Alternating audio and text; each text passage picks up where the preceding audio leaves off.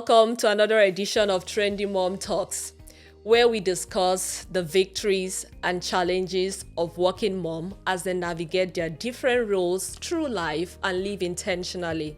I am Roselyn, the Trendy Mom. On every episode of Trendy Mom, we feature real women with real experience.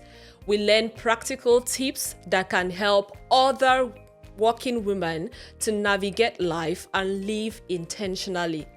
On this episode of Trendy Mom Talks, we have the beautiful Antonia Philp. She is a pediatric nurse. She's the co-founder of Nursem, a most loved skincare brand here in the United Kingdom.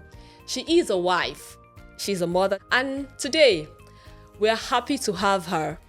You know, the first time I met Antonia, I told her literally that she has a full-time job across all the roles she handles. And today I'm just gonna sit back and relax and learn how she navigates through it all. I'm sure she would show her magic principle or probably show us the magic wand she uses to navigate it all. So, welcome, Antonia. Hi, thank you for having me. I'm so happy you came on board. So, I know I've said a bit about you, but I'm eager for you to tell our audience a little bit about you. Okay, thank you. I'm Antonia Philp. I am, how old am I? 38 years old. I am the co-founder of the skincare company Nursem, and I am also a pediatric nurse. I graduated from Manchester University in 2008 and worked in various roles in kind of the nursing world. And it was not long after I graduated that I actually ended up off sick from work due to my hands. The amount of hand washing you do in the NHS, on average, it's 50 to 60 times a day. Ooh. And my hands just really became broken down, and to the point where occupational health wouldn't let me work. So I was signed off from work for 2 weeks. And during that time, I looked into various products that were available on the market for people like myself with kind of basically contact dermatitis, which is the condition off the back of kind of a lot of hand washing. So I found that there was nothing on the market that was for me, really. And everything that was available was kind of steroid based, and I didn't want to go down that road. So we decided to look into whether or not we could develop something ourselves. So it was out of kind of pure frustration, a little bit of anger. I got to the point where I was just like, this is not fair. I've literally just qualified as a pediatric nurse, and I'm going to fall at the first hurdle. So we set about looking at developing a product, contacting manufacturers. I had a bit of a hit list for what I wanted to put within the product. And so it's just evolved. So we launched in 2011 and it's evolved from then.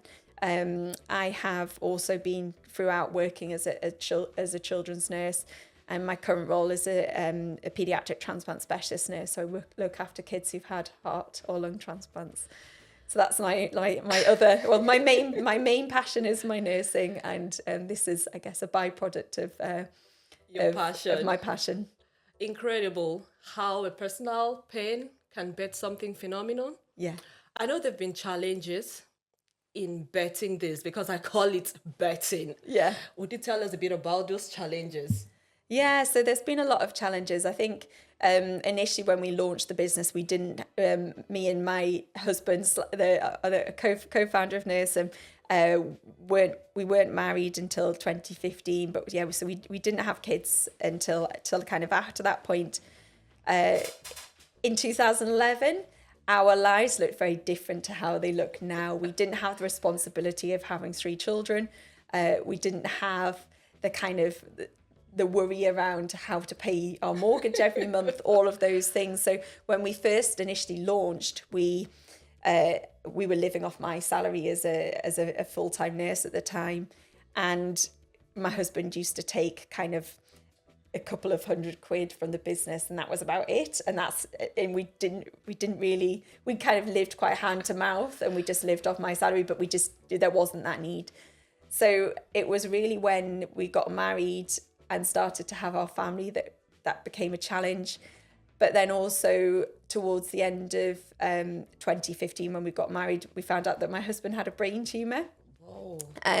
So that was huge, really, and that's kind of, I guess, in a way, it was a bit, as well as being a bit of a curse, it was also a huge blessing, because when you get news like that, I think it kind of changes your life in the sense that it makes you a lot more focused. And it was like, well, what do we want to get out of this before Jonny has to go and have his surgery?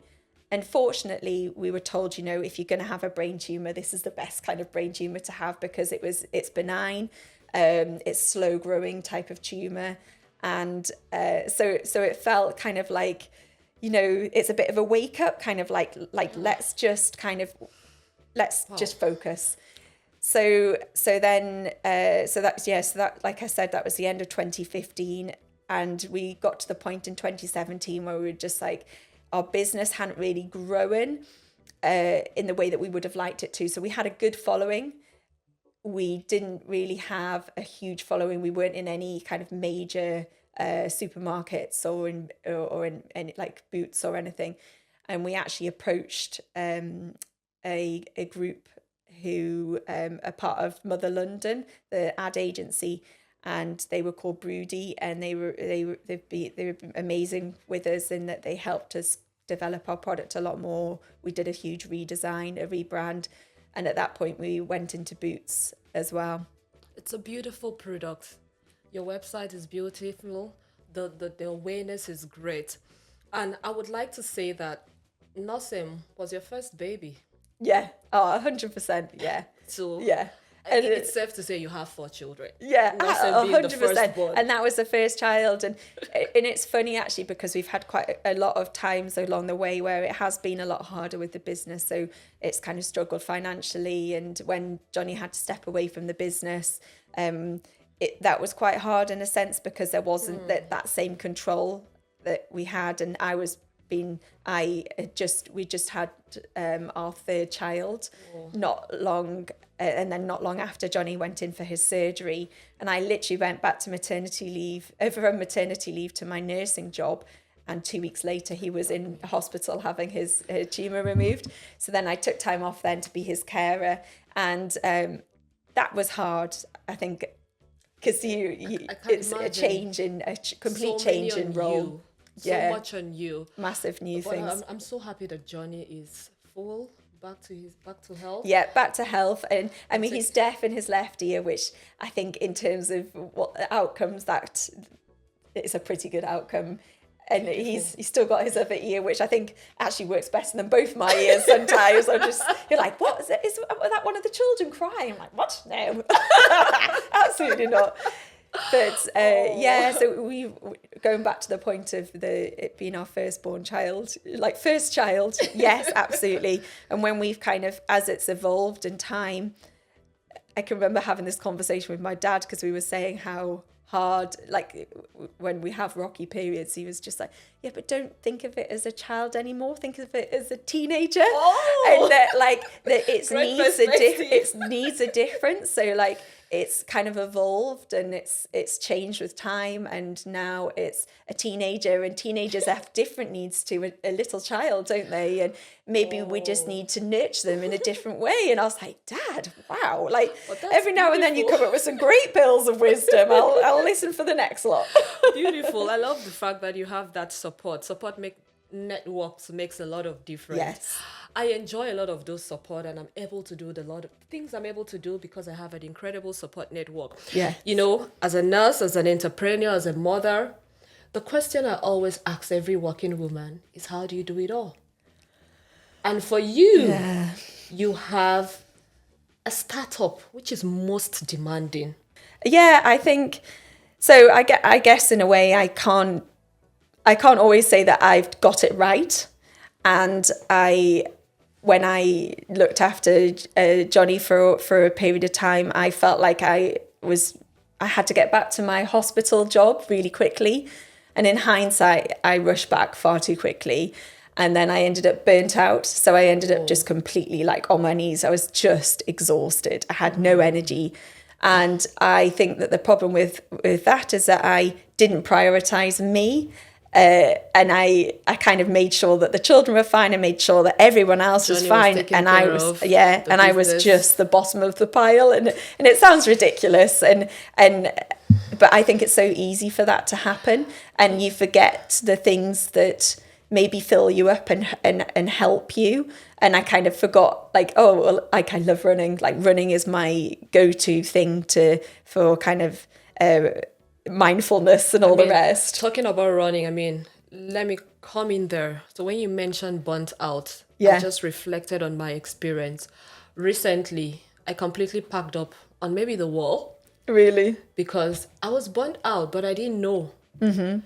I was, a few months ago, I was actively in school. I was still holding down a full-time job. I was taking care of 3 children. And I didn't prioritize me. I was the last thing on my list I would think about. Yeah. Days I would go morning and probably eat at night. And my body, mental state, everything was down to zero. I couldn't literally move my body. Mm-hmm. That's when I had to drag myself to the hospital. Mm-hmm. And the doctor took a good look at me and said, "You don't look good." But really, after they've done all the medical tests, there was nothing wrong with me. Yeah. And there and then, they all knew it was burnt out. So I want to ask, it's usually said you can't pour from an empty cup. Yeah. So how do you practice self-care? That's when you started talking about running. Yeah. In the midst of this busy schedule that you have, how do you prioritize you? I think that I've always been very meticulous in everything that I do, and I've always wanted to make sure that I kind of, like, I'm never seen to kind of drop the ball in a sense. So I'm like, oh, my house has to be tidy. Like, my kids have to look tidy. Like, everything needs to be kind of perfection. And now I've realised that actually that has been a detriment to my own mental health. So it's really important to just be like, well, what can actually go? Like, what can I say no to that will help make my life ultimately a little bit easier? And it's also about surrounding yourself with people that fill you up. And I had a few friends, kind of like past friends, who I would spend time with, and they kind of depleted me. And I was just like, do you know what? Like, life's too short for this. And it sounds awful because that's not me at all. Like, I want to be like a good person to everyone and charitable to everyone. But actually, sometimes you need people who are going to be up. Exactly, people fill you that up. Fill you up. 100%. And I think as well, like, running for me, it's funny because sometimes I joke that it's like I run away, like, when I go running, it's like I'm running away. And I'm like, run, and then I'll run for like an hour, and then I'll come back and I'll just be like a completely different person. And like I feel so much more relaxed. I've got more patience with the children. So all of those things. But then a huge thing for me is that I used to not communicate. So because we have, Jonny and I have the business together, and then also we have our children, and we have our marriage together, like, there's all these things that we have together. And a lot of the time I would just be like, well, I'm not going to ask you to do anything because you've not been very well and I don't want to ask you. But I was my own worst enemy for doing that. So actually saying to him, speaking out loud, and he would say to me as well, Antonia, I can't read your mind. Like, you need to tell me what I need to do. And so sometimes, ask for help. Yeah, exactly. Ask for help. And I was so bad for asking for help. It's very much, and I'm one of 7 children. So I think in a way, like, that has been a big thing that has been also a blessing and a curse, because I think that when you're one of 7, like, you can't be that demanding. And I can also point out the blessing. You have incredible support. Yeah. With the 6. Yeah. So one of the things I say, the cause of a mother and probably also working women, is we want to have everything perfect. We want to have our house perfect. We want to have our jobs, everything just perfect. And I think I've come to the point too in my life that I really don't care. Yeah. As long as you can make your bed and keep your room great, I'm fine. Yeah. And my last son is 7 years old. One day, in a bid to discipline him, I told him, go and arrange your wardrobe. You can't believe what I saw. He arranged it perfectly really well. And I said, you mean you know how to do this? And I've been, I have been You've done literally it for years. So these days, I don't need a perfect. Everybody has their chores, so Yeah. it's completely shared across Yeah, board. yeah. And then I have incredible support from my husband, who does a lot of things. And we've come to the point of there are things I would actually ask for help. There are things he just knows to pick up. Yeah. And Yeah. for you, running is the outlet. For me, it's just sleep. Yeah. I just want to sleep, shut down on everything and everyone. Yeah.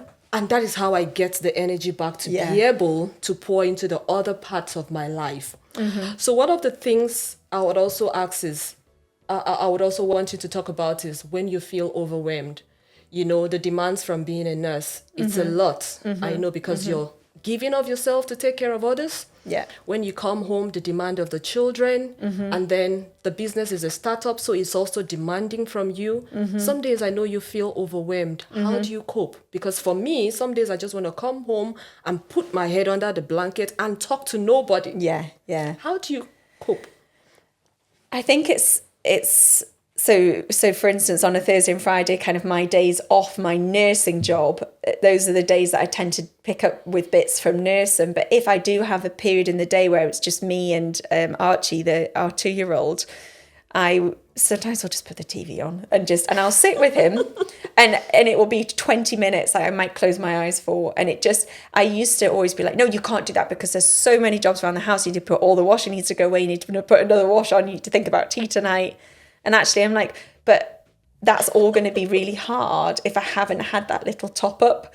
And I think as well as you, I need my sleep, and that is huge for me. And it's just being kind to yourself and just being like, well, what do I actually need to make me, I guess, have more patience and be able to get through the days, especially at the weekend when a lot of the time Jonny will work all weekend and I'll be with the kids the majority of the weekend, and it's just being able to kind of get that balance.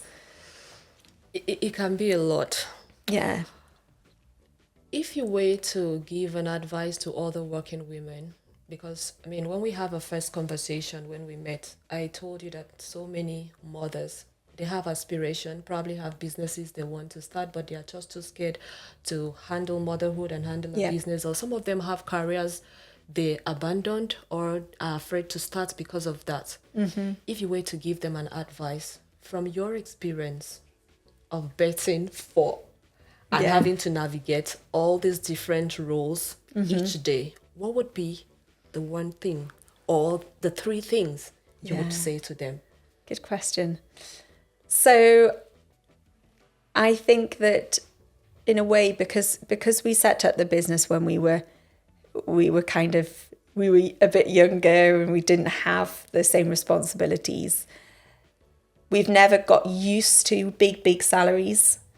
And I think if you've come into it maybe slightly later on and you have been used to that big salary, it's thinking about, well, how can I do this in a more kind of like, it's like, how can I set up something but still not be constantly worried about the cash side? Cash flow. Because that for us has been a huge thing. And I feel massively fortunate because Nursem has opened up so many things for us along the path, along the kind of path. But we've never gone on any fancy holidays. Like we pretty much, even now we have a business that is a teenager essentially, but it's not yet affording us kind of the ability to be relaxed about money. And I know that will never be the case. I think everyone will always worry about that. But I think that is one thing. So if you've managed to save up a bit of money before you set up your business, or you have a partner who can kind of help from that end, then I think that would probably be my first pointer. I think secondly, it's about making sure that you realize that at the end of the day, the thing that is the most important is your family and yourself. And yes, it's amazing to do great things like set up businesses, and if you can really make an impact through what you set up, then that's fantastic. But you always have to remember that the thing that is the most important thing is your family. And nurturing those relationships and all the rest. And if the business takes up so much time that you don't get that ability, then there's something going wrong there. Like it is getting that balance. And I say a balance because it is always going to be a balance. It needs to be a balance, and we get it wrong sometimes. So yeah, I think that those are probably my 2 pointers. Family is key. I mean, before we start on, we had the conversation that sometimes that is what makes us power through each day. They help us through the overwhelming period of life and all that. And then, you've mentioned a bit of savings if you want to go into business or chase the career. And probably I'll add, just believe in you. I mean, I always say to my friends, and usually on other editions of TrendyMum Talks, that the ladies I speak with, you are not in competition with anybody. If Miss A has a high-flying career under 5 years, that's the person's life. If Miss B has the same career and it took her 10 years, that is the person's life. Yeah. You are unique. Your story is unique. Your journey is unique. So just go at your own pace. But don't shut down on your dreams. Yeah. Motherhood is a blessing, and it can always be combined with anything. I would say, how do you keep your relationship with Jonny going in the midst of all this? Yeah, that's a very good question. I think it's quite hard. Like before we started chatting, we were talking about how often we'll have a date night, and the date night will be turned very quickly to like shop or the kids, and it's like, oh, did you? Yeah, and it's just like, well, what? Like let's try and circle back. So yeah, every now and then I joke with Jonny. I'd be like, so tell me a little bit about yourself, and like you might have done at the very start, and he would just end up in hysterics because like that doesn't stay still for long. Doesn't stay for long. But I think it's about prioritizing your relationship, because ultimately, if you have a good unit and you have that, it's not only great for you as a couple, but it's also great for your children, and it's a great kind of positive role models. I'm quite good at mixing role models. Models for your own children. So I think it is You're important. incredibly blessed to have someone you can share those ideas with, share parenting, and then also vent. Yes, I believe. Absolutely. But we know we also, because we are co-founders of Nursem, like I think we both understand the kind of the worries and the things that we need to focus on and all the rest. So it is good to have that as a couple together. And we know ultimately, if we can make a success of Nursem, not only will we impact a lot of people through the Nursem promise that we have, where we give a month's worth of free hand cream to every for every sale. So to various NHS professionals. And how far have you come with that? I mean, the give back, I completely love that when I read about it, the Nursem promise. How much progress have you made with it? So I think to date, I'm not sure the exact numbers, but I think we've done about 680,000 Nursem promises. That's so beautiful. That's basically a promise is a month's worth of free hand cream. So it's used throughout the UK in a lot of the hospitals, and we send these huge promise packs to the wards, and there's like pens and lanyards in, so they get really excited as well as their hand cream. So that's been a huge thing for us. But the ability to be able to give back in that sense has been amazing for us, and I feel like it is that doing purpose through. So we can kind of, it is that. Reach more people, impact more lives with what you're doing. Exactly. Completely. That social responsibility side of it as well. Yeah. Very amazing.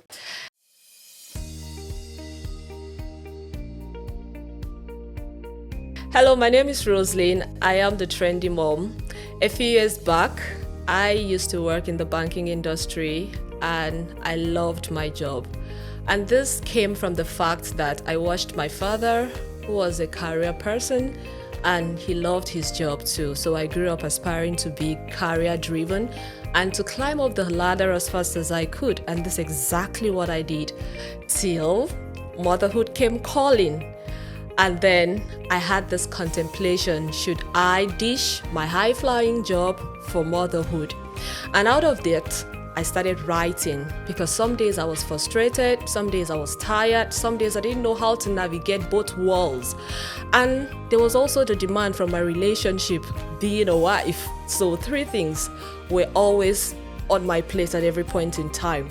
And those frustrations became a place where I wrote and I found a lot of working mothers who understood my plight, and the reactions encouraged me to write some more. And then we had a community of other working women who wanted to know how to navigate motherhood and career. For me, I didn't want to let go of my career. I loved it.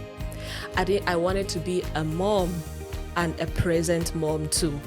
And that's what brought about this book. All the conversation, it's called Memos of a Trendy Mom. The conversation around navigating work, navigating motherhood, handling my relationship with my husband, and pursuing my dreams.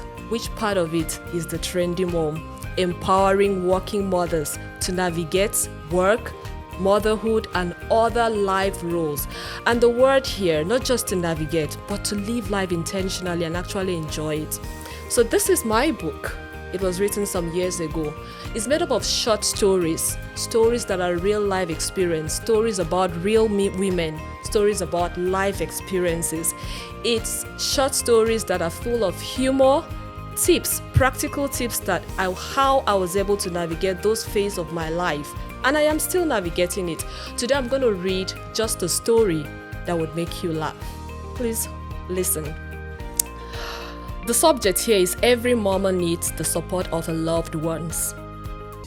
The strain from today's job hit hard as my feet stepped on the stairs leading to my apartment. My legs felt like it had bags tied to them, and my shoulders felt like bricks. I was simply exhausted. For the uptenth time, I wonder why work cannot just be fun and easy. Today was exceptionally stressful and long, and the long meetings filled with detailed review of KPIs and deliverables didn't help it either. My spirit felt dampened and my soul longed for an escape. Yes, escape to peace, fun, anything interesting and positively challenging. Returning home at the end of each day is my escape. My lovely kids make it even more exciting for me as they have, in their own way, assigned a return time to each member of my family, especially on work days. And so at my first knock on the door, I could hear their excited voices. "Someone is at the door!" My eldest child yells. Then in unison, they shouted, "Mommy! Mommy!" While I was still waiting for the door to be opened, just listening to these melodious voices gave me the surge of strength as I began to feel cheerful and eager for the anticipated hugs and welcome chit-chats from my kids. I often wondered what my life would be like without the support system called family, especially my little ones, and on a day like this. In my days of being single, sassy and satisfied, who read the book by Michelle Hammond? When I came home tired and drained, I usually head off to my room and just slump head on to the bed fully dressed. I'm glad it's different now. My family has become the needful emotional bank whose daily support and love pulls me through each day. A family must not necessarily be made up of parents and children. It could be a group of people that you connect deeply with, some place you experience unwavering support and a sense of security. In every phase of life, we all need some form of support. Today we have support groups, associations, and even online communities of single mothers, abused women, new mothers, working mothers, stay-at-home mothers. The list is endless. Every one of this group in its own way exists to help members face challenges and excel in them. These are all the forms of support system, and they go a long way to ease the blows life often deals out. A first-time mother will know that the fluttering in her tummy is not a rumbling for food, but the first movement of her baby if she finds herself among the loving embers of old-time mothers. An abused woman may not know that silence and the fear of being stigmatized could be the ticket to death if a support system does not guide her through the path of awareness, self-realization, and healing. Every impossible feat and difficult situation can be uphill battle when we try to toy out alone. Let the wisdom, experiences, and insights that can be gained from friends, family, and partners be a guide and support. And in whatever fears of life you find yourself, be it a new, strange, or difficult terrain, look at the necessary support group and backs in their support and wealth of experience. And for existing support system we have built over time, let all love and wholly lean on it. Never take them for granted. You can find this book on our website, www.trendymum.org. Just navigate to shop and you'd have this short story to inspire you, provide humor, share practical tips to make it easy for you to navigate motherhood, career, and juggle the other roles in your life intentionally. Thank you. And we'll just continue with the conversation we had on navigating work and motherhood. And in this term, Antonia has work. She has her work as a pediatric nurse. She also has her work as a mother. She also has her work as the co-founder of Nursem. I want to know, how do you handle all this role and also the stress? You still look young, beautiful, not overwhelmed. How do you combine, how do you navigate being a full-time mother? Yeah. Full-time. Yeah, it's funny actually, because one of the first, so I worked for a while as a nurse on PICU, on the Children's Intensive Care, and we used to always joke that you had to be a swan. So on the top, so above the surface, you're kind of graceful and everything's together and all the rest, and underneath you're like paddling like hell, like underneath the surface. And I think that that's sometimes what then spills out into your own life. So even though I might sometimes seem quite calm, I probably aren't always.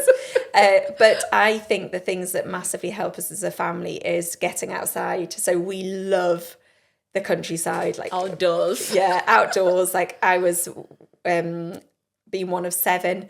My family had a farmhouse in the countryside, and we just used to roam, and we had a wood next to us, and we spent a lot of time making dens and playing in the river and doing probably things that you wouldn't really do these days.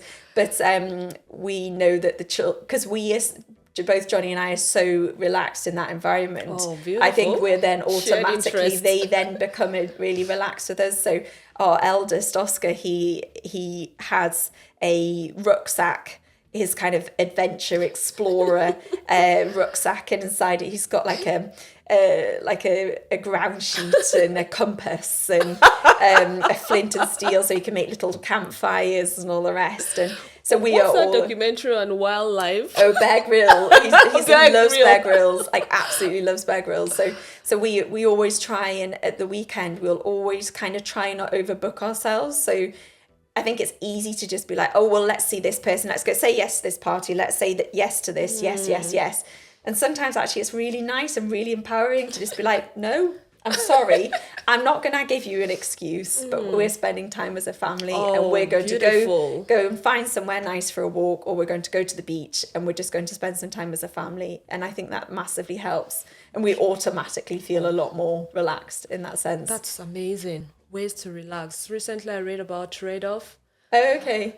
Oftentimes, working mothers or parents would have to trade off. Either you trade off going for a business deal, or spending time with the family, or spending time with an elderly person, or doing the one thing that your heart wants to do. There's always that trade-off, constantly, things competing for you. I mean, in this case, oftentimes you want to choose family, but have there been times that you had to trade something for that family time? And Did you feel guilty? People talk about mom guilt, you know. Yeah, I think mum guilt is a huge thing. My eldest child keeps reminding me that neither Jonny nor I have ever attended one of his lunches that they have at the school, like every now and then. And it's the most awkward time because it's always a Monday, Tuesday, Wednesday, which are my hospital days. And it's for 20 minutes. And so I'd have to travel all the way to school for 20 minutes and then travel. And I've never made it yet. And he keeps reminding me about this. But we will always try and go to kind of pretty much everything else.